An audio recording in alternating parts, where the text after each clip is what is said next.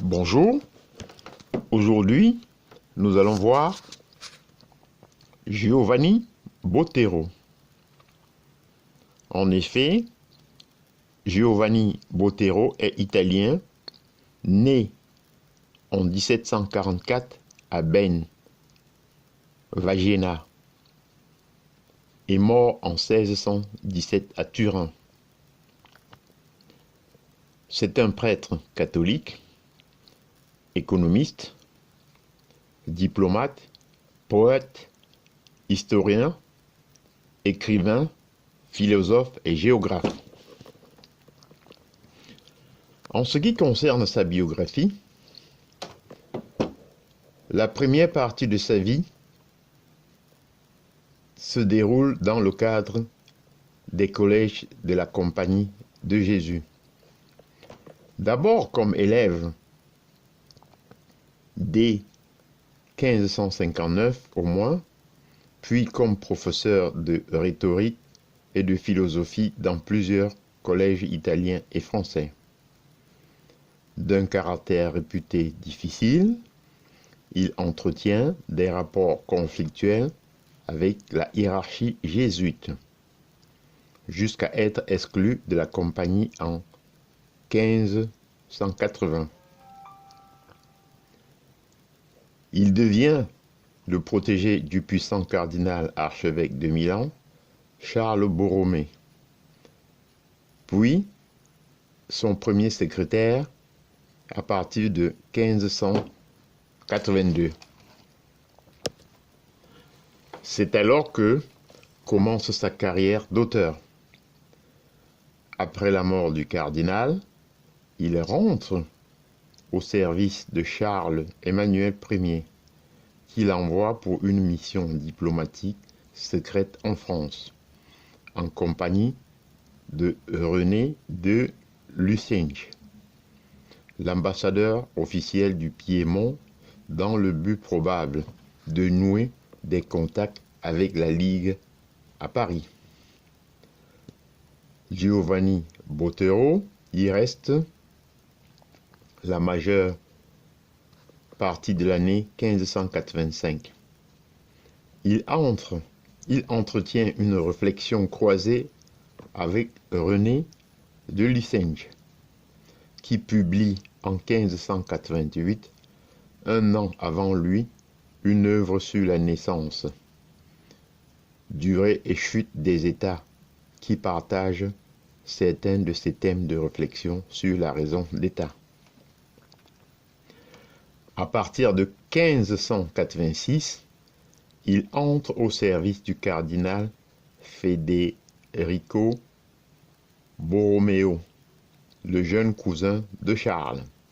À Rome, il le servira jusqu'en 1598, d'abord comme précepteur, puis comme conseiller, secrétaire ou encore envoyé diplomatique. Consulteur de la congrégation de l'Index, dès 1587, Giovanni Botero devient à plein titre un homme de la curie romaine, où son majeur protecteur Frédéric Borromée est nommé cardinal en 1588. C'est là qu'il conçoit et écrit les 3 œuvres qui le rendent vite célèbre: Des causes de la grandeur des villes. 1588. De la raison d'État. 1589-1598 pour la version définitive, et les relations universelles.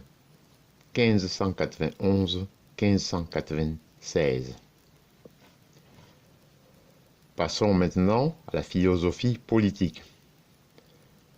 Della Ragione di Stato est le tout premier traité consacré à la raison d'État et ouvre ainsi un débat philosophico-politique qui va donner lieu à de très nombreux ouvrages d'abord en Italie,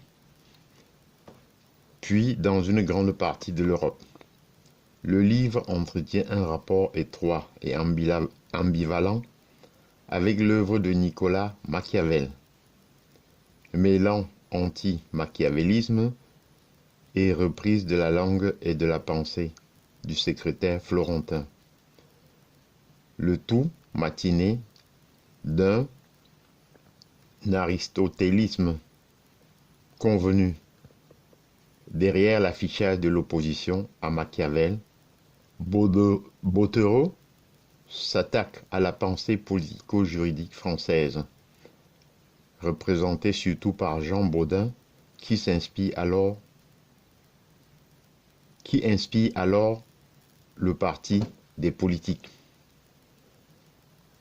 Favorable à l'ascension au trône d'Henri de Navarre et à une politique de tolérance comme moyen de sortir des guerres de religion. De la raison d'État entend répondre à l'urgence exprimée alors par les plus hautes autorités de l'Église romaine de développer une pensée politique catholique qui prenne en compte dans toute son extension le problème du gouvernement de l'État territorial moderne. Comme le résume Michel Sénélard, le défi de Botero est de concilier deux exigences contradictoires. L'une politique, l'État doit tendre vers le maximum de puissance pour exister. L'autre ecclésiastique, la puissance de l'État ne doit pas être telle que l'on ne puisse concevoir une autorité qui lui soit supérieure. En l'occurrence, celle de l'Église. Pour résoudre la difficulté, Botero effectue une opération originale. Il place la question économique au cœur même de la pensée politique et de la théorie de l'État. Outre une alliance étroite entre les pouvoirs temporels et spirituels et une forte confessionnalisation de la politique, l'auteur prône un développement et un usage intensif de nouveaux savoirs de gouvernement dont l'objectif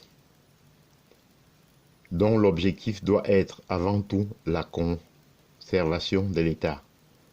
Dès l'ouverture de son livre, il définit la raison d'État en ces termes. La raison d'État est la connaissance des moyens propres à fonder, conserver et accroître l'État. C'est pourquoi la prudence est définie comme une somme de savoirs, au premier rang desquels apparaissent les sciences encore balbutiantes qui bien plus tard prendront le nom de sciences humaines et sociales. Économie, géographie humaine et géographie religieuse, statistique, démographie, etc.